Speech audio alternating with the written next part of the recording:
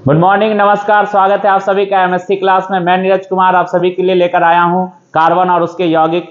पिछले वीडियो में, पिछले लेक्चर में आपने देखा होगा कि हम इलेक्ट्रॉन की लुईस बिंदु संरचना के बारे में बात कर रहे थे और कार्बन के यौगिकों के बारे में समझा रहे थे। सबसे पहले हम लोग समझे थे कार्बन क्या है, तो पता चला था कि कार्बन अधातु है। उसके संयोजी इलेक्ट्रॉन के बारे में हम लोग जाने थे। फिर हम लोगों ने संयोजकता के बारे में चर्चा किया था और फिर जाकर के लुईस की इलेक्ट्रॉन बिंदु संरचना को हम लोगों ने जाना था। हम ये भी बताए थे कि अणु दो प्रकार के होते हैं, तात्विक अणु और यौगिक अणु। और तात्विक अणु का मतलब जो एक ही प्रकार के तत्वों से बना हो, जैसे O2, N2, Cl2, Br2, ऐसे जो अणु होते हैं, P4, ये सभी के सभी तात्विक अणु होते हैं। तो हम तात्विक अणु में एक परमाणु दूसरे परमाणु के साथ किस तरह से जुड़ता है, किस तरह से बॉन्ड बनाता है, आबंध का निर्माण करता है, इसके बारे में चर्चा किया था मैंने आप सभी के सामने। आज हम लोग उसी में एक दो उदाहरण और देख लेते हैं ताकि पिछले क्लास का एक जरा सा रिमाइंडर दिमाग में आ जाए और फिर हम उसके आगे बढ़ेंगे। तो हम अगले टॉपिक को कंटिन्यू करने के लिए एक उदाहरण आप सभी के सामने फिर से यहां पे लाए। फिर से हम यहां पे कौन सा उदाहरण लिखे हुए हैं? N2। N2 लिखने का मतलब क्या है? N2 लिखने का मतलब यह है कि यहां पे नाइट्रोजन तात्विक अणु है। कौन सा अणु है? तात्विक अणु है, तत्व का अणु। तो तात्विक अणु होने का मतलब है, तात्विक अणु होने का मतलब है कि समान तत्वों से बना हुआ। तो समान तत्व से बनने का मतलब क्या हुआ? समान तत्व से बनने का मतलब हुआ कि नाइट्रोजन नाइट्रोजन से ही जुड़ा हुआ है। तो अगर नाइट्रोजन नाइट्रोजन से ही जुड़ेगा तो ये तात्विक अणु कहलाएगा। ऑक्सीजन ऑक्सीजन से जुड़ करके अणु बनाएगा तो तात्विक अणु कहलाएगा। फास्फोरस फास्फोरस से जुड़ेगा तो ये तात्विक अणु कहलाएगा। तो हम इस तरह से देख सकते हैं कि एक ही प्रकार के तत्वों से मिलकर बनने वाला अणु तात्विक अणु कहलाता है। और हम लुईस की इलेक्ट्रॉन बिंदु संरचना के बारे में देख रहे थे। तो यहां पे फिर से इसको समझने की जरूरत है। लुईस की इलेक्ट्रॉन बिंदु संरचना में हम यहां पे देख रहे हैं कि नाइट्रोजन नाइट्रोजन के यहां पे 3 इलेक्ट्रॉन दिखाए गए हैं, 1 2 3, और इधर भी 3 दिखाए गए, 1 2 3। क्यों ऐसा किया गया बच्चों? क्योंकि नाइट्रोजन का परमाणु संख्या 7 होता है। इसके पहली कक्षा में 2 इलेक्ट्रॉन और उसके बाद बच कितना गया? 5 इलेक्ट्रॉन, यानी आखिरी कक्षा में 5 इलेक्ट्रॉन होता है। 2 ही कक्षा में इसके इलेक्ट्रॉन होते हैं, पहली और दूसरी कक्षा, K कक्षा और L कक्षा।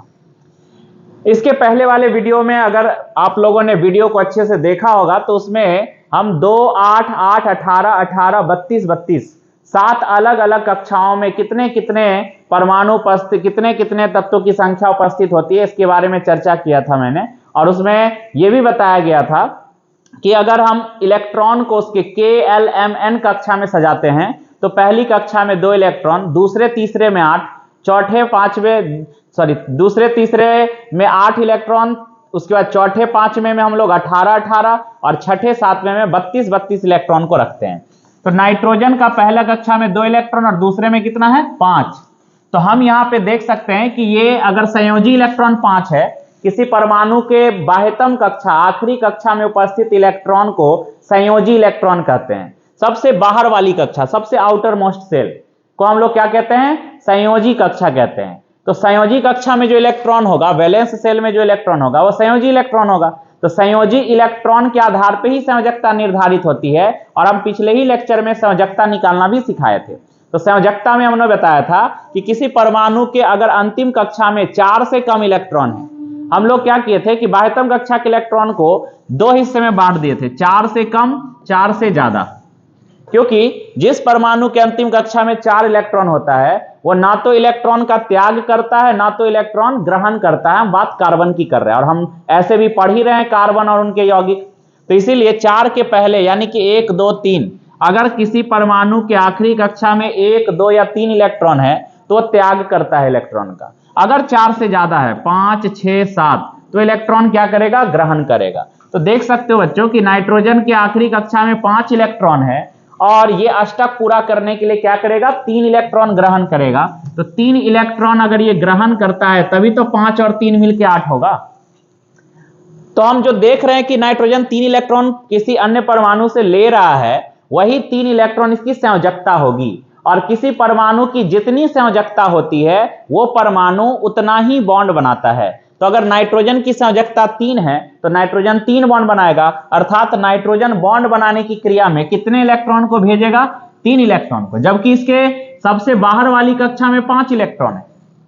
देखो ये चीज ध्यान रखना कि कभी भी कोई परमाणु इलेक्ट्रॉन जो है आदान प्रदान करता है तो अपनी कक्षा से इलेक्ट्रॉन को भेजता है, और कौन सी कक्षा से? तो कभी अंदर वाली कक्षा से इलेक्ट्रॉन नहीं भेजेगा, क्योंकि उसके सबसे बाहर वाली कक्षा में जो इलेक्ट्रॉन होते हैं वो पहले निकलता है।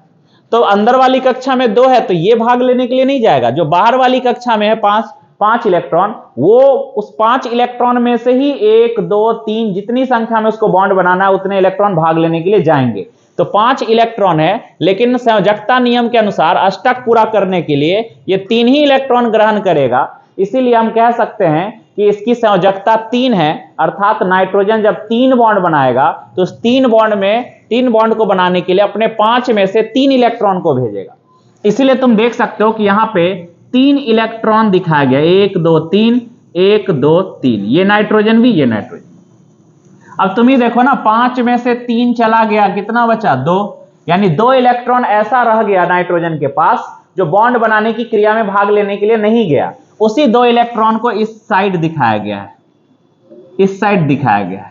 दोनों नाइट्रोजन पे 2 इलेक्ट्रॉन रह गया। अगर टोटल इलेक्ट्रॉन गिनो तो 1 2 3 4 5, नाइट्रोजन का जो बाह्यतम कक्षा में इलेक्ट्रॉन है 5 वो, और इसमें भी 5 इलेक्ट्रॉन। अब हम बात करते हैं कि ये नाइट्रोजन जुड़ने जाएगा। जब जुड़ने जाएगा तो ये इलेक्ट्रॉन इससे जुड़ जाएगा, ये इलेक्ट्रॉन इससे जुड़ जाएगा, ये इलेक्ट्रॉन इससे जुड़ जाएगा, और दोनों के बीच त्रिबंधन का निर्माण हो जाएगा। इसीलिए इस इलेक्ट्रॉन बिंदु संरचना में दिखाया गया है कि ये नाइट्रोजन इसके 3 इलेक्ट्रॉन और ये नाइट्रोजन इसके 3 इलेक्ट्रॉन के साथ साझा करेगा। साझा करने के कारण इसका 3 और इस नाइट्रोजन का भी 3 आपस में मिलकर क्या किया? त्रिबंधन का निर्माण कर लिया, और 2 इलेक्ट्रॉन नाइट्रोजन के पास रह गया। इसी को आप लोग आगे की कक्षा में जाएंगे तो वहां पे लोन पेयर इलेक्ट्रॉन के नाम से जानेंगे, एकल इलेक्ट्रॉन युग्म, लोन पेयर इलेक्ट्रॉन यानी एकल इलेक्ट्रॉन युग्म। किस नाम से जानेंगे?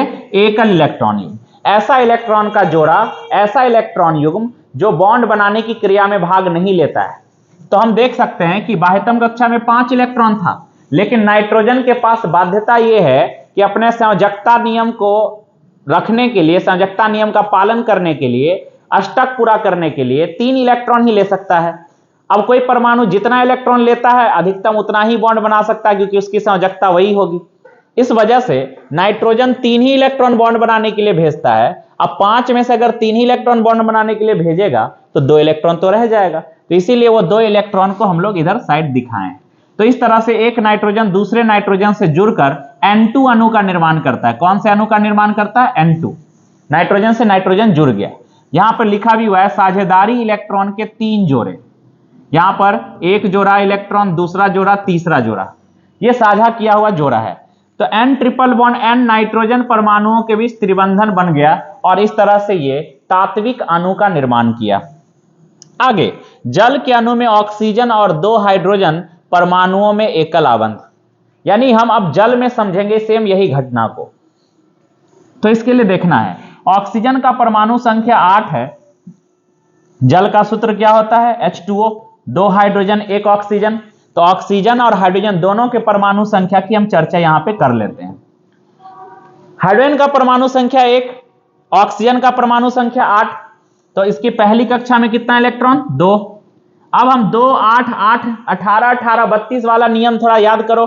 पहली कक्षा में 2 तो दूसरे में कितना बोला गया था? 8। लेकिन क्या हमारे पास 10 इलेक्ट्रॉन है? अगर 10 होता तो हम 2 के बाद 8 रख देते, तभी तो 2 और 8 10 होता। लेकिन हमारे पास तो उतना इलेक्ट्रॉन है ही नहीं, हमारे पास तो 8 ही इलेक्ट्रॉन है। उसमें से 2 इलेक्ट्रॉन पहली कक्षा में चला गया, तो बचा कितना? 6। तो हम यहां पे 6 रखेंगे। अर्थात ऑक्सीजन के बाह्यतम कक्षा में 6 इलेक्ट्रॉन होते हैं। क्या ये 6 4 से बड़ा अंक नहीं है? बिल्कुल। तो हम अभी क्या बताए इसमें कि अगर 4 से बड़ा अंक हो अंतिम कक्षा में, इलेक्ट्रॉन की संख्या 4 से ज्यादा हो, तो हम लोग उसमें इलेक्ट्रॉन ग्रहण करने की प्रवृत्ति देखते हैं। यहां भी वही होगा। इसमें 4 से ज्यादा इलेक्ट्रॉन है, अंतिम कक्षा में 6 है, तो यह अष्टक पूरा करने के लिए 2 इलेक्ट्रॉन ग्रहण करेगा। जब ये 2 इलेक्ट्रॉन ग्रहण करेगा तो इसका अष्टक पूरा हो जाएगा, लेकिन किसी परमाणु द्वारा ग्रहण किए गए इलेक्ट्रॉन को उसकी संयोजकता कहते हैं, अर्थात ऑक्सीजन की संयोजकता 2 है। यानी इससे स्पष्ट हो गया कि ऑक्सीजन यहां 2 बॉन्ड बनाने वाला है, चाहे वो 2 सिंगल बॉन्ड बनाए चाहे वो अकेला डबल बॉन्ड बनाए, दोनों में से कोई एक चीज संभव है। अब देखते हैं हाइड्रोजन के साथ। हाइड्रोजन के पास एक ही इलेक्ट्रॉन है, तो इसके पास वही बात हो गया कि जब इसके पास इलेक्ट्रॉन ही एक है, और पहली कक्षा में तो ऐसे भी हम लोग 2 इलेक्ट्रॉन रखते हैं, लेकिन इसके पास तो है एक ही, इसीलिए वो एक ही कक्षा में रह जाएगा, पहली ही कक्षा में रह जाएगा। हम क्या बताए थे कि अगर 4 से कम इलेक्ट्रॉन हो, 4 से कम यानी 3, 2, 1, तो त्याग करता है। तो हाइड्रोजन के पास एक ही इलेक्ट्रॉन है, तो ये अपने एक इलेक्ट्रॉन का त्याग करेगा। जिस परमाणु को इलेक्ट्रॉन की आवश्यकता होगी उसको ये एक इलेक्ट्रॉन पहुंचता है, देता है, जिसके कारण हाइड्रोजन इलेक्ट्रॉन दे करके वो बॉन्ड बनाता है। ऑक्सीजन को 2 इलेक्ट्रॉन चाहिए और हाइड्रोजन के पास एक इलेक्ट्रॉन है जो देना चाह रहा है, तो इसीलिए ऑक्सीजन हाइड्रोजन से इलेक्ट्रॉन लेगा और क्या करेगा, साझा करके एक बॉन्ड बना लेगा। यहां पे देख सकते हो, ऑक्सीजन के अंतिम कक्षा में 6 इलेक्ट्रॉन है, ध्यान देना, 1, 2, 3, 4, 5, 6 क्रॉस लगा हुआ था। हाइड्रोजन के पास तो एक ही इलेक्ट्रॉन है, तो एक एक क्रॉस, एक, और इसके पास भी एक, क्योंकि जल के अणुओं में 2 हाइड्रोजन होते हैं इसलिए हम 2 हाइड्रोजन दिखाएं। अब तुमको क्या लग रहा है कि इसमें कितने इलेक्ट्रॉन जो है बॉन्ड बनाने के लिए जाएंगे, तो हम यहां पे तुमको दिखाते हैं, ये दोनों बॉन्ड बनाने के लिए जाएगा और ये दोनों बॉन्ड बनाने के लिए जाएगा, और ये जो ऊपर नीचे 2-2 इलेक्ट्रॉन रह गया, ये ऑक्सीजन के पास बचा रह जाएगा, ऐसा इलेक्ट्रॉन जो बॉन्ड बनाने नहीं जा पाया। अब कहोगे कि सर ऐसा क्यों, तो हम अभी भी इसमें भी समझाए थे कि संयोजी इलेक्ट्रॉन में जितने इलेक्ट्रॉन होते हैं, संयोजी कक्षा में, बाह्यतम कक्षा में जितने इलेक्ट्रॉन होते हैं उसमें से उतने ही इलेक्ट्रॉन बॉन्ड बनाने के लिए जाते हैं जितनी उसकी संयोजकता है। अब इसके बाह्यतम कक्षा में 5 इलेक्ट्रॉन था, लेकिन संयोजकता तो 3 ही था, अष्टक पूरा करने के लिए इसको 3 ही इलेक्ट्रॉन चाहिए। अब 5 में 5 जोड़ दोगे तो ये 10 हो जाएगा, अष्टक तो पड़े, दशटक तो नहीं होता है, तो इसीलिए यहां पे 5 में 3 इलेक्ट्रॉन जोड़ने पर इसका अष्टक पूरा हो जाता है, अर्थात इसकी संयोजकता 3 है। यहां भी 6 में 2 ही जोड़ने से 8 आ जाएगा, 3 जोड़ेंगे तो 9 हो जाएगा, 4 जोड़ेंगे तो 10 हो जाएगा। और ज्यादा से ज्यादा बाह्यतम कक्षा में हर एक परमाणु अक्रिय गैस की भांति अष्टक पूरा करना चाहता है, तो इसीलिए 2 इलेक्ट्रॉन जब ग्रहण करेगा तो इसका मतलब है कि 6 इलेक्ट्रॉन में से 2 ही इलेक्ट्रॉन बॉन्ड बनाने के लिए जाएगा, क्योंकि इसकी संयोजकता 2 है।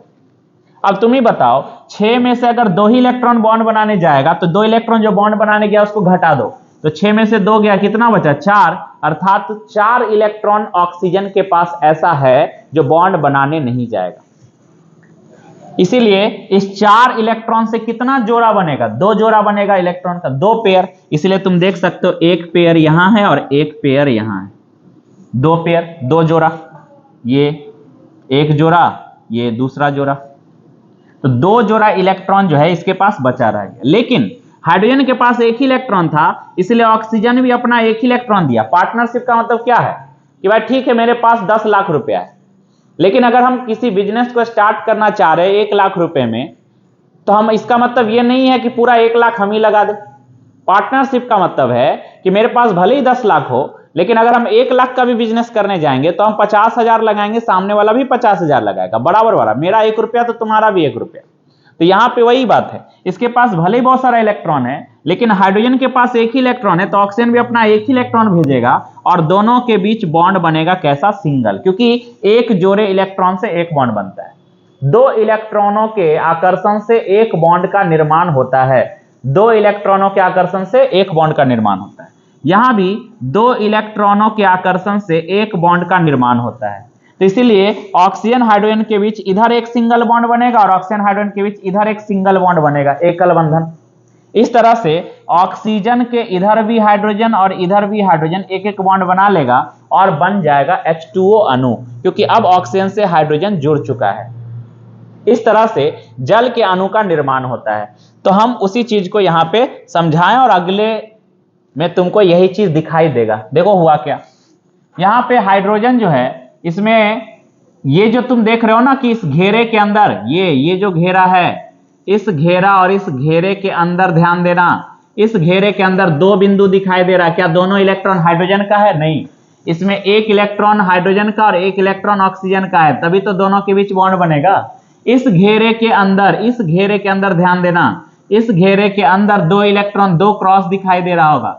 एक इलेक्ट्रॉन हाइड्रोजन का है, एक इलेक्ट्रॉन ऑक्सीजन का है। इस कारण से ऑक्सीजन हाइड्रोजन के बीच दो इलेक्ट्रॉनों के आकर्षण से एक बॉन्ड बनेगा, ऑक्सीजन हाइड्रोजन के दो इलेक्ट्रॉनों के बीच आकर्षण से एक बॉन्ड बनेगा, और ऑक्सीजन हाइड्रोजन से एक सिंगल बॉन्ड और इधर एक सिंगल बॉन्ड बना लिया।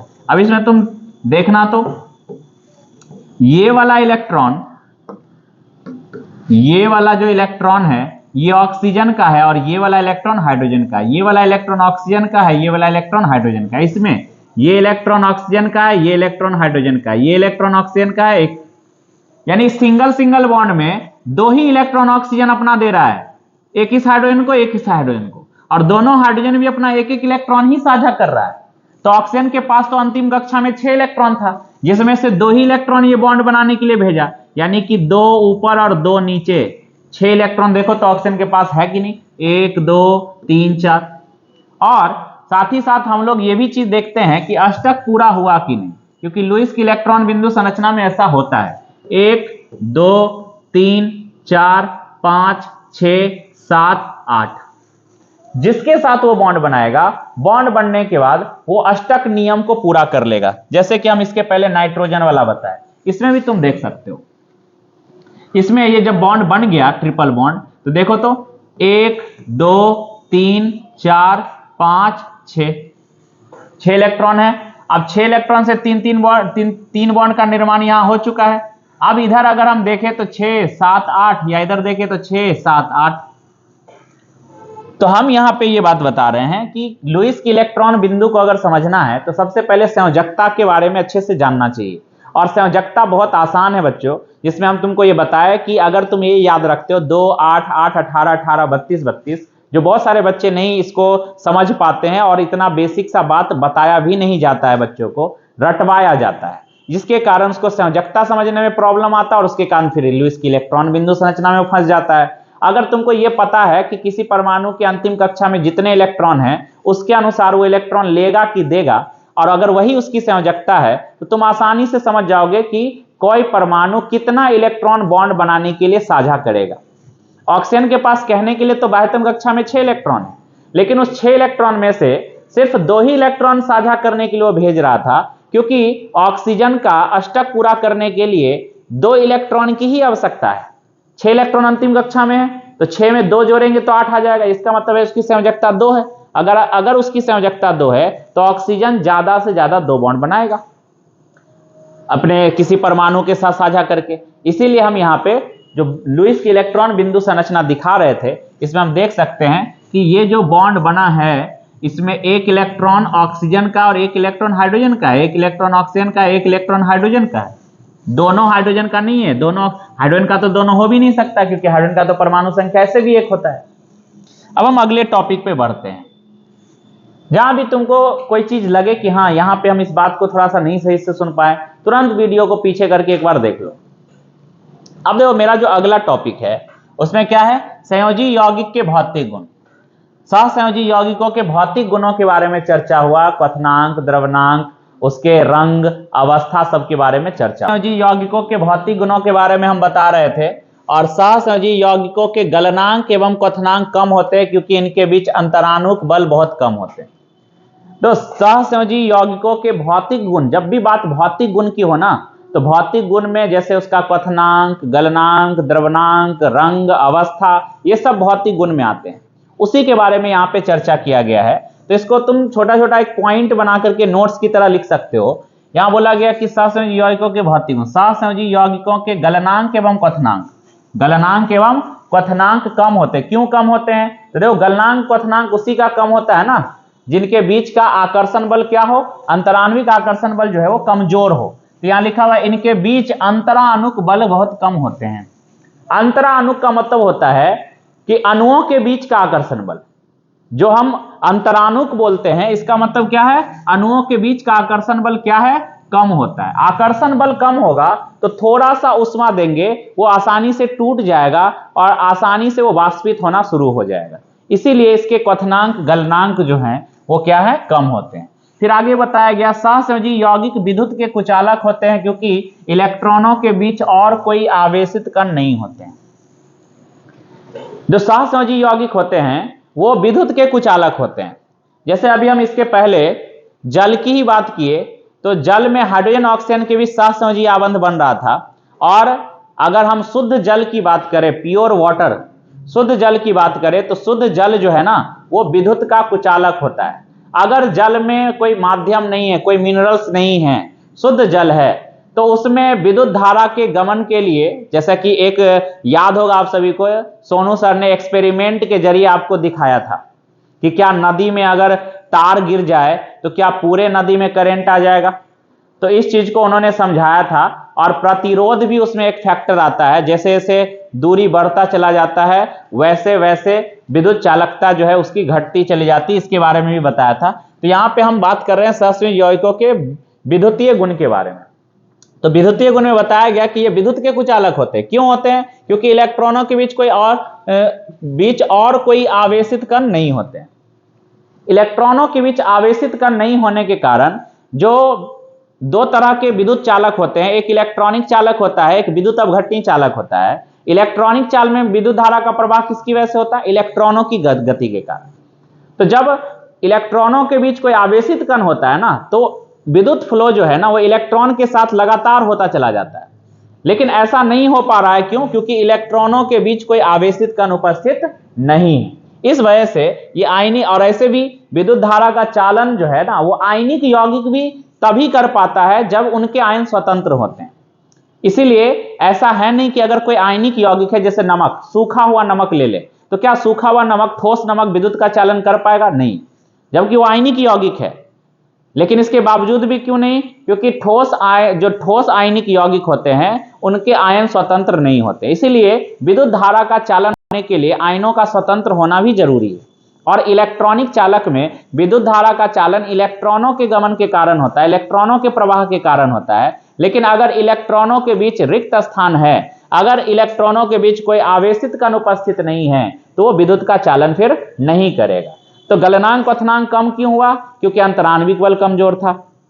और विद्युत का चालन, विद्युत का कुचालक क्यों है, विद्युत का अच्छा चालक क्यों नहीं कर पाए? क्योंकि इलेक्ट्रॉनों के बीच कोई और आवेशित कण उपस्थित नहीं होते हैं। कार्बन की सर्वतोमुखी प्रकृति, सर्वतोमुखी प्रकृति में श्रृंखलन गुण के बारे में और चतुसंयोजकता के बारे में बताया गया। यानी कि कार्बन में श्रृंखला बनाने का गुण होता है, और साथ ही यानी कैटेनेशन प्रॉपर्टी उसको अंग्रेजी में कहते हैं। और साथ ही साथ ये चतुसंयोजकता दर्शाते हैं, यानी इसकी संयोजकता 4 होती है। संयोजकता 4 कैसे होती है? तो इसके बारे में हम पहले ही चर्चा कर चुके हैं, पहले ही वीडियो में। कार्बन अधातु है, नॉन मेटल है, परमाणु संख्या 6 है, अंतिम कक्षा में 4 इलेक्ट्रॉन होते हैं। 4 वाला ना तो इलेक्ट्रॉन लेता है ना देता है, साझेदारी करता है। इस वजह से हम यहाँ पे इस चीज को दोबारा समझने का मौका फिर से है। कार्बन कार्बन परमाणुओं के बीच सहसंयोजी आबंध बनाकर लंबी श्रृंखला, शाखित श्रृंखला और वलय संरचना वाले यौगिकों का, यहाँ पे यौगिकों का सही कर लेना, यहाँ थोड़ा सा मिस्टेक है, यौगिकों का होगा, भौगिकों का नहीं, यौगिकों का, वलय संरचना वाले यौगिकों का निर्माण करता है। कार्बन के परमाणु एक दूसरे से एकल, द्वि या त्रि आबंध द्वारा जुड़े होते हैं। दो कार्बन कार्बन के साथ सहसंयोजी आबंध बनाता है, साझेदारी से बॉन्ड बनाता है, जिसके कारण कार्बन एक लंबी श्रृंखला का निर्माण करता है। एक कार्बन दूसरे से दूसरा, तीसरे से तीसरा, चौथे से चौथा, पांचवें से साझेदारी करता हुआ चला जाता है। और इस साझा करने के गुण के कारण कार्बन जो है वो शाखित श्रृंखला बनाता है, वलय संरचना का, यानी एक रिंग जैसी संरचना का निर्माण करता है। और ये single bond, double bond, triple bond, यानी एकल बंधन, द्विबंधन, त्रिबंधन, सभी प्रकार के बंधन वाले यौगिकों का निर्माण भी कर सकता है। जैसे कि अगर हम कार्बन से कार्बन को जोड़ते चले जाए, तो यहां देखो एकल बंधन वाला यौगिक, ये एकल बंधन वाला यौगिक है। अगर हम द्विबंधन वाला यौगिक लिखे तो द्विबंधन वाला यौगिक भी देख लो, CH2 double bond CH, single bond CH, double bond CH2, double bond भी आ गया। ट्रिपल बॉन्ड वाले की बात करें तो CH triple bond C, single bond CH, single bond CH3, triple bond वाला भी आ गया। सब में कार्बन है और एक कार्बन से कार्बन जुड़कर एक श्रृंखला बना रहा है। शाखित श्रृंखला की बात करें तो हम लोग शाखित श्रृंखला भी दिखा सकते हैं। ऐसा क्यों हो रहा है? ऐसा इसीलिए हो रहा है क्योंकि कार्बन के संयोजी कक्षा में 4 इलेक्ट्रॉन होते हैं, बाह्यतम कक्षा में 4 इलेक्ट्रॉन होते हैं, और वो साझा करता है। जिसके कारण वो इलेक्ट्रॉनों के साझा करने से शाखित श्रृंखला वाले यौगिक, वलय श्रृंखला वाले यौगिक, वलय श्रृंखला का मतलब चक्रीय संरचना, कुछ इस तरह से होता है चक्रीय संरचना, ये एक रिंग कहलाता है, इसी को वलय कहते हैं। ऐसे यौगिक का निर्माण ये कर सकता है। और चतुसंयोजकता में क्या बताया गया, कार्बन परमाणु की संयोजकता 4 है, जो हम पहले भी चर्चा कर चुके हैं, जिसके कारण कार्बन 4 अन्य कार्बन परमाणु एक संयोजी परमाणु हाइड्रोजन, क्लोरीन, ऑक्सीजन, नाइट्रोजन और सल्फर के साथ आबंध बना सकता है। इसका कहना यह है कि कार्बन के पास 4 इलेक्ट्रॉन है, इसकी संयोजकता 4 है, तो इसीलिए कार्बन एक संयोजकता वाले, 2 संयोजकता वाले, 3 संयोजकता वाले के साथ क्या कर सकता है, आबंध बना सकता है। जैसे हाइड्रोजन, क्लोरीन की संयोजकता 1 है, फ्लोरीन, क्लोरीन, ब्रोमीन, आयोडीन वर्ग 17 का तत्व, जिनके पास अंतिम कक्षा में 7 इलेक्ट्रॉन होते हैं, अर्थात ये अष्टक पूरा करने के लिए 1 इलेक्ट्रॉन लेता है। जो परमाणु अष्टक पूरा करने के लिए 1 इलेक्ट्रॉन लेता है उसकी संयोजकता 1 है। तो एक संयोजकता वाले तत्व के साथ ही आबंध बना सकता है। जिसकी संयोजकता 2 है, जैसे वर्ग 16 का तत्व, ऑक्सीजन, सल्फर, इस सब के पास अंतिम कक्षा में 6 इलेक्ट्रॉन होते हैं, तो यह अष्टक पूरा करने के लिए 2 इलेक्ट्रॉन ले सकता है। तो ऐसे परमाणु जो है वो कार्बन के साथ आबंध बना सकता है। और फिर अगर हम बात करें नाइट्रोजन की, तो नाइट्रोजन का संयोजकता 3 था, ऐसे परमाणु भी कार्बन के साथ जुड़ सकते हैं। इसीलिए यहां पे ये लिखा है कि कार्बन 4 अन्य कार्बन परमाणु के साथ, या तो कार्बन कार्बन से अगर जुड़ रहा है तो 4 अन्य कार्बन परमाणुओं के साथ जुड़ेगा, 4 अन्य कार्बन परमाणुओं के साथ जुड़ जाएगा, या कार्बन हाइड्रोजन के साथ, या carbon chlorine, fluorine, bromine, iodine के साथ आबंध बना सकता है, या कार्बन नाइट्रोजन के साथ आबंध बना सकता है। तो इसीलिए यहां पे एक संयोजी परमाणु हाइड्रोजन, क्लोरीन, ऑक्सीजन, ऑक्सीजन एक संयोजी वाले नहीं होते, ऑक्सीजन 2 संयोजी, नाइट्रोजन 3 संयोजी, सल्फर के भी 2 होते हैं, के साथ आबंध बना सकता है। तो हम इस चीज में अभी तक जो है वो कार्बन के गुणों के बारे में जब समझ रहे थे, तो भौतिक गुण में क्या जाने कि कार्बन अन्य परमाणुओं के साथ सहसंयोजी आबंध बनाता है, साझेदारी से बॉन्ड बनाता है, जिसके कारण इनके परमाणुओं के बीच दुर्बल अंतराणविक बल उपस्थित होते हैं, जिसके कारण इसके क्वथनांक एवं गलनांक क्या होते हैं, कम होते हैं। पहला चीज। उसके बाद फिर हम लोग इसमें जाने विद्युतीय गुण के बारे में। विद्युतीय गुण में पता चला कि कार्बन परमाणु जो है वो संयोजी गुण प्रदर्शित करता है, जिसके कारण हम इनके इलेक्ट्रॉनों के बीच कोई आवेशित कण नहीं देखते हैं, जिसके कारण ये विद्युत का चालन अच्छे से नहीं कर पाता है। विद्युत का कुचालक होता है, लिखा हुआ है विद्युत के कुचालक होते हैं। और उसके बाद फिर श्रृंखलन गुण आया, जिसमें श्रृंखला बनाने के बारे में जाने कि श्रृंखला बना सकता है, शाखित हो सकता है, वलय संरचना का निर्माण कर सकता है, और चतुस्संयोजकता होने के कारण ये हाइड्रोजन, क्लोरीन, सल्फर, ऑक्सीजन, इन सब अन्य तत्वों के साथ भी ये जुड़ सकता है, जो कि हम लोग कार्बनिक यौगिक में पढ़ते हैं। तो कार्बनिक यौगिक का परिभाषा क्या है? कार्बनिक यौगिक का परिभाषा होता है कि ऐसे यौगिक जिसमें कार्बन परमाणु निश्चित रूप से उपस्थित होते हैं। यह हम आधुनिक परिभाषा बता रहे हैं। ऐसे यौगिक जिसमें कार्बन परमाणु निश्चित रूप से उपस्थित होते हैं तथा जिसमें कार्बन के अतिरिक्त hydrogen, oxygen, nitrogen, sulphur, phosphorus, fluorine, chlorine, bromine, iodine ये सब भी उपस्थित रह सकते हैं। इन सभी को हम लोग कहते हैं कार्बनिक यौगिक। इनसे बने हुए यौगिक जो होते हैं वो कार्बनिक यौगिक। पहले वाले परिभाषा में जाओगे तो कह सकते हैं कि पेड़ पौधे, जंतुओं, जीवाश्मों, वनस्पतियों से प्राप्त यौगिक को कार्बनिक यौगिक कहते हैं। जब प्रयोगशाला में कार्बनिक यौगिक को नहीं बनाया गया था, जब पहला कार्बनिक यौगिक यूरिया बना था प्रयोगशाला में, उसके पहले यह परिभाषा था कि वनस्पतियों, पेड़ पौधे, जीव जंतुओं, जीवाश्मों से जो प्राप्त होगा उसी को कार्बनिक यौगिक कहेंगे।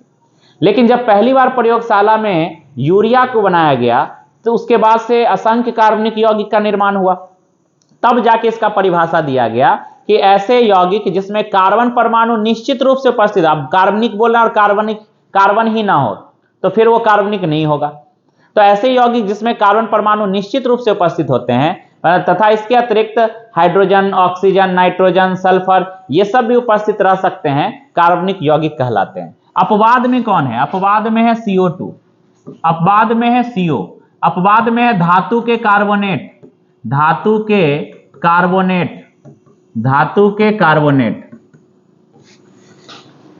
दो धातु के कार्बोनेट जैसे sodium carbonate Na2CO3, magnesium carbonate MgCO3, sodium के धातु के बाइकार्बोनेट, धातु के बाइकार्बोनेट, धातु के बाइकार्बोनेट, धातु के बाइकार्बोनेट, बाइकार्बोनेट में जैसे हम लिख सकते हैं NaHCO3 सोडियम बाइकार्बोनेट। इन सब में कार्बन तुमको दिखाई दे रहा होगा, इसमें भी कार्बन है, इसमें भी कार्बन है। हम बताएं अभी परिभाषा की, जिसमें कार्बन परमाणु निश्चित रूप से उपस्थित हो, तो कार्बन तो इसमें है। इसके अलावा हाइड्रोजन, ऑक्सीजन, नाइट्रोजन भी रह सकता है, कार्बनिक यौगिक कहलाता है। लेकिन यह सब अपवाद है, इस सब में कार्बन होते हुए भी ये कार्बनिक नहीं है। तो मेरे कहने का मतलब यह है कि कार्बन निश्चित रूप से होना तो चाहिए ही, लेकिन उसमें कुछ अपवाद है, इसको भी याद रखना। अब कहोगे सर ऐसा क्यों, अपवाद जो आ गया इसका क्या मतलब?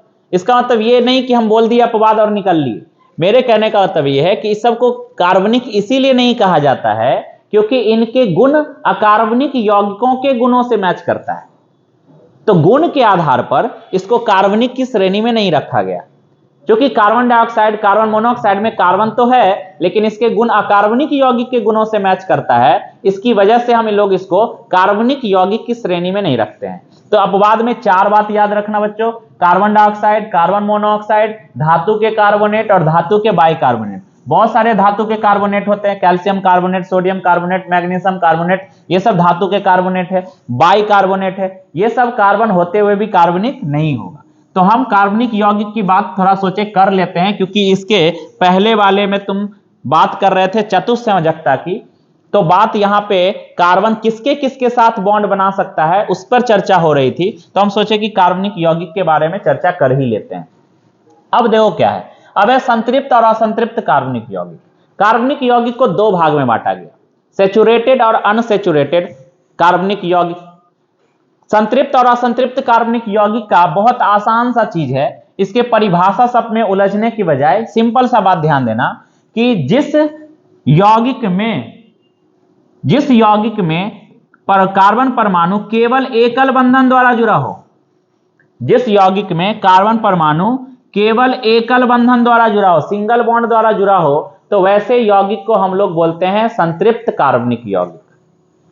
लेकिन अगर कार्बनिक यौगिक में कार्बन परमाणुओं के बीच एक भी द्विबंधन है, कहीं भी, बाकी सिंगल बॉन्ड भी रहे कोई दिक्कत नहीं, एक भी द्विबंधन है, या कार्बन परमाणुओं के बीच एक भी त्रिबंधन है, तो फिर वो असंतृप्त हाइड्रोकार्बन होगा। सुनना फिर से, हम बोले क्या कि जब कार्बन परमाणु केवल एकल बंधन द्वारा जुड़ा हो तो वो कहलाएगा संतृप्त हाइड्रोकार्बन, और जब कार्बन परमाणु हाइड्रोजन के साथ द्विबंधन, कार्बन परमाणु के साथ हाइड्रोजन होगा तभी तो हाइड्रोकार्बन कहलाएगा। तो कार्बनिक यौगिक में हम जो बात कर रहे हैं संतृप्त और असंतृप्त कार्बनिक यौगिक, उसमें हम ये बता रहे हैं कि अगर कार्बन परमाणुओं के बीच केवल एकल बंधन है तो संतृप्त, लेकिन अगर कार्बन परमाणुओं के बीच एक भी द्विबंधन या त्रिबंधन आ गया तो वो क्या कहलाएगा, असंतृप्त। जैसे हम एक गिलास पानी में थोड़ा सा चीनी डालते हैं, चीनी जाके नीचे बैठ जाता है, लेकिन जब हम उसको मिलाते हैं तो वो केवल चीनी के नीचे जाके बैठा, तो इसका मतलब ये तो नहीं है कि वो चीनी केवल पानी के निचले हिस्से को ही मीठा करेगा, वो क्या करेगा, पूरे पानी को मीठा कर देगा। पानी में रंग डालोगे तो धीरे धीरे फैलकर पूरे पानी को रंगीन कर देगा। वैसे ही डबल बॉन्ड एक भी आ गया, ट्रिपल बॉन्ड एक भी आ गया तो पूरा यौगिक असंतृप्त हो जाएगा। ये मत बोलना कि सर इतना दूर असंतृप्त और इतना दूर संतृप्त, इतना दूर असंतृप्त और इतना दूर संतृप्त, क्योंकि आप बोले कि सिंगल बॉन्ड रहेगा तो संतृप्त और डबल ट्रिपल बॉन्ड रहेगा तो असंतृप्त। ऐसा हम नहीं बोल रहे हैं, हम बोल रहे हैं कि जब केवल सिंगल बॉन्ड, पूरे संरचना में केवल सिंगल बॉन्ड हो तो संतृप्त, और अगर पूरे संरचना में कहीं भी एक भी डबल बॉन्ड आ गया, एक भी ट्रिपल बॉन्ड आ गया तो क्या कहलाएगा, असंतृप्त। इसीलिए हम यहां पे उसी चीज को दिखाने के लिए इसका वर्गीकरण दिखाएं। कार्बन और हाइड्रोजन के यौगिकों को हाइड्रोजन लिखा हुआ है, यहां भी मिस्टेक है। कार्बन और हाइड्रोजन के यौगिकों को हाइड्रोकार्बन कहते हैं। क्या कहते हैं, हाइड्रोकार्बन, हाइड्रोकार्बन।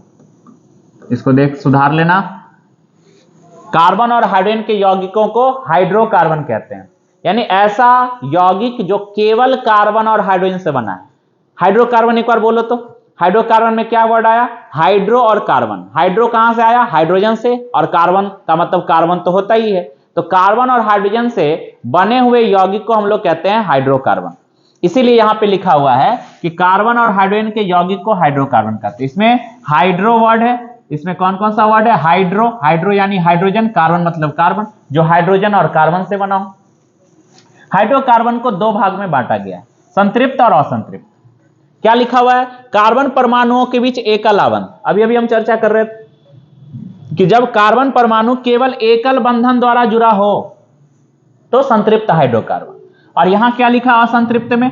कार्बन परमाणुओं के बीच द्विआवंत, जब कार्बन परमाणु द्विबंधन या त्रिबंधन द्वारा जुड़ा हो। तो जब कार्बन परमाणुओं के बीच द्विबंधन या त्रिबंधन होगा तो कहलाएगा असंतृप्त। जितना भी एल्केन है, methane, ethane, propane, butane, pentane, hexane, जितना भी एल्केन है सब हाइड्रोकार्बन संतृप्त है, क्योंकि एल्केन में एकल बंधन होता है, लेकिन एल्कीन और एल्काइन में द्विबंधन और त्रिबंधन होता है। फिर से याद करो, जब द्विबंधन त्रिबंधन होगा तो क्या बोलेंगे? असंतृप्त। जब एकल बंधन होगा तो क्या बोलेंगे? संतृप्त। तो एकल बंधन के कारण संतृप्त और डबल ट्रिपल बॉन्ड द्विबंधन त्रिबंधन के कारण क्या होगा? असंतृप्त। तो देखो तो एकल बंधन वाले में एल्केन है कि नहीं? उदाहरण में देखो तो क्या लिखा हुआ है? एल्केन। और इस असंतृप्त वाले उदाहरण में देखो तो क्या लिखा हुआ है? एल्कीन। क्या लिखा हुआ है? एल्कीन। क्या लिखा हुआ है? एल्काइन। डबल बॉन्ड में ईन लगाते हैं, ट्रिपल बॉन्ड में आयन लगाते हैं। Ethene, propene, butene, pentene, hexene, triple bond में आयन लगता है। Ethyne, propyne, butyne, hexyne, octyne, yne word लगाते हैं। तो हम जब भी देखेंगे कि द्विबंधन त्रिबंधन है कार्बन परमाणुओं के बीच तो उसको कैसा हाइड्रोकार्बन कहेंगे? असंतृप्त। और जब एकल बंधन होगा तो उसको क्या कहेंगे? संतृप्त। अब जब जानते हैं कि संतृप्त जो है वो हाइड्रोकार्बन होगा जिसमें कार्बन परमाणुओं के बीच सिंगल बॉन्ड होना चाहिए, जैसे कि एल्केन। तो एल्केन का सामान्य सूत्र क्या होता है? ये सबको हमको लगता है पता होगा, CnH2n+2। कार्बन की संख्या n और हाइड्रोजन की संख्या 2n+2। कार्बन की संख्या n और हाइड्रोजन की संख्या 2n+2। CnH2n+2, CnH2n+2। तो n क्या है? n कार्बन, यहां पे n जो है एक धनात्मक पूर्णांक है, यानी तुम इसमें n का मान 1, 2, 3, 4, 5, 6 कुछ भी रख सकते हो, लेकिन हम क्या बोले? पूर्णांक है, इंटीजर है। इसीलिए तुम यहां पे कार्बन का संख्या 1.2, 1.4 मत रख देना, एक धनात्मक पूर्णांक रखेंगे, -1 भी नहीं। तो यहां पे एक बार n का मान 1 रख के देखो तो n का मान 1, 2 गुने 1 2 और 2 + 2 4, 2n है ना, तो 2n है तो n का मान 1 रखो, तो 2 गुने 1 2, 2 + 2 4 आया C1H4। C1H4 किसको कहते हैं? CH4 को। और CH4 का नाम क्या है? मेथेन। इसमें एल्कीन द्विबंधन वाला का असंतृप्त में दो आता है, द्विबंधन वाला त्रिबंधन वाला, एल्कीन और एल्काइन। एल्कीन का सामान्य सूत्र क्या होता है? CnH2n। +2 हट गया, +2 लगा दोगे तो एल्केन, और अगर हम यहां से +2 निकाल दे तो क्या होगा? एल्कीन। तो CnH2n, इसमें n का मान 1 नहीं हो सकता है, क्योंकि जो 10वें लेवल पे 10th लेवल पे हम लोग यहां पे बता रहे हैं, क्योंकि हम एक कार्बन वाला बताएंगे तो मेथिलीडीन ये उतना अच्छे ढंग से अभी समझ में नहीं आएगा बात, इसलिए हम 10th लेवल की बात करें तो n का मान कम से कम 2 होना चाहिए। डबल बॉन्ड जो है ना, वो देखो सिंगल बॉन्ड तो कार्बन हाइड्रोजन के साथ भी बना लेगा, क्लोरीन के साथ भी बना लेगा, लेकिन डबल बॉन्ड बनाना है ना, क्योंकि हमको असंतृप्त हाइड्रोकार्बन लाना है। तो असंतृप्त हाइड्रोकार्बन लाने के लिए, और ऐसे भी कार्बन हाइड्रोजन के साथ सिंगल बॉन्ड बना करके हाइड्रोकार्बन रह सकता है, लेकिन कार्बन क्लोरीन के साथ तो बॉन्ड बनाने जाएगा नहीं, क्योंकि कार्बन क्लोरीन के साथ बनाने जाएगा तो हाइड्रोकार्बन नहीं कहलाएगा। हाइड्रोकार्बन का मतलब है कि जिस यौगिक में केवल कार्बन और हाइड्रोजन हो। तो अगर हम डबल बॉन्ड रहते हुए चाहते हैं कि कार्बन भी रहे हाइड्रोजन भी रहे, कोई तीसरा तत्व तो ना रहे, तो इसके लिए हमको कम से कम 2 कार्बन तो लेना ही पड़ेगा भैया। तो इसलिए 2 कार्बन अगर हम लेंगे तो n का मान 2 रखेंगे तो क्या होगा? 2 दूना 4, तो C2H4। C2H4 का मतलब है कि CH2 double bond CH2, carbon carbon के बीच डबल बॉन्ड आ गया, और कार्बन 4 बॉन्ड बनाता है, 2 बॉन्ड यहां बन रहा और 2 बॉन्ड हाइड्रोजन के साथ, 2 बॉन्ड यहां बन रहा 2 बॉन्ड हाइड्रोजन के साथ, हो गया CH4। इसके बाद एल्काइन का सामान्य सूत्र क्या है? CnH2n-2। तो तुम देख रहे हो 2 घटता जा रहा है, इसमें से 2 निकाल दो तो 2 में से 2 गया, बच जाएगा CnH2n। और इसमें भी 2 घटा दो तो ये बन जाएगा CnH2n-2। यानी कि एल्केन से लेकर एल्काइन तक जाते जाते तुम 2 घटाते चले जाओ। एल्केन का सामान्य सूत्र CnH2n+2, उसी CnH2n+2 में से 2 निकाल दो, -2 कर दो तो बच जाएगा एल्कीन CnH2n। इसमें भी 2 निकाल दो तो बन जाएगा CnH2n-2। इसमें भी n का मान 2 रखो तो, क्योंकि ट्रिपल बॉन्ड है तो ये भी कम से कम 2 कार्बन परमाणुओं के बीच होना चाहिए, तो n का मान 2 रखेंगे तो 2 दूना 4, 4 में से 2 गया 2, यानी C2H2। C2H2 का मतलब है कार्बन कार्बन के बीच ट्रिपल बॉन्ड, तो 3 बॉन्ड तो ऐसे ही दोनों कार्बन बना लिया, चौथा बॉन्ड हाइड्रोजन के साथ बना दो, हो गया 4 बॉन्ड, 3 और 1 4, 3 और 1 4। इस तरह से हम देख सकते हैं कि एल्कीन, एल्काइन और एल्केन ये सब हाइड्रोकार्बन में कौन से हाइड्रोकार्बन की श्रेणी। अगर संतृप्त हाइड्रोकार्बन का उदाहरण लिखेंगे तो जो भी एल्केन में आता है उसका उदाहरण लिख दो। अगर हम असंतृप्त हाइड्रोकार्बन का उदाहरण लिखना चाह रहे हैं तो द्विबंधन और त्रिबंधन वाला एल्कीन और एल्काइन वाला उदाहरण लिख दो। एल्कीन एल्काइन में एथीन, प्रोपीन, ब्यूटीन ये सब आगे भी पढ़ेंगे तो तुमको याद हो जाएगा वो सारा चीज। तो हाइड्रोकार्बन का कार्बनिक यौगिक में हम पढ़े कि कार्बनिक यौगिक में हम एक चीज आज जाने कि कार्बन और हाइड्रोजन से अगर केवल कोई यौगिक बना है तो कार्बनिक यौगिक तो है ही, लेकिन उसको हम एक और स्पेशल नाम दिए हाइड्रोकार्बन। और ये हाइड्रोकार्बन 2 प्रकार का है, संतृप्त और असंतृप्त, सैचुरेटेड और अनसैचुरेटेड। संतृप्त हाइड्रोकार्बन एकल बंधन वाला, असंतृप्त हाइड्रोकार्बन द्विबंधन या त्रिबंधन वाला। संतृप्त का उदाहरण एल्केन, असंतृप्त का उदाहरण एल्कीन या एल्काइन। तो आज इस लेक्चर में हम लोग बहुत ही महत्वपूर्ण चीज जाने, थोड़ा सा हम लुईस की इलेक्ट्रॉन बिंदु संरचना और संयोजकता पे चर्चा किए, फिर हम लोग कार्बनिक यौगिक के भौतिक गुणों के बारे में और उसकी चतुस्संयोजकता के बारे में जाने, फिर हम लोग जाने कि कार्बनिक यौगिक क्या है, और कार्बनिक यौगिक में एक विशेष प्रकार संतृप्त हाइड्रोकार्बन और असंतृप्त हाइड्रोकार्बन यानी हाइड्रोकार्बन के ही 2 प्रकार के बारे में जाने। तो आज के लेक्चर के लिए बस इतना ही। अगले लेक्चर में हम इससे आगे का बहुत ही इंटरेस्टिंग टॉपिक लेकर के आने वाले हैं, तो आप ये लेक्चर को पूरे अच्छे ढंग से कंप्लीट कर ले, क्योंकि बोर्ड एग्जाम में अगर आप इस पूरे लेक्चर को देखकर जाते हो, पढ़ के जाते हो, समझ कर जाते हो, तो बोर्ड एग्जाम में मेरा ये मानना है कि कोई भी स्टूडेंट कार्बन और उनके यौगिकों से संबंधित क्वेश्चन बिल्कुल नहीं छोड़ के आएगा, ये हमारा वादा है। तो चलो मिलते हैं अगले लेक्चर में, आप सभी के साथ जुड़ते हैं। तब तक अपना ख्याल रखिए और जमकर पढ़ाई कीजिए। धन्यवाद।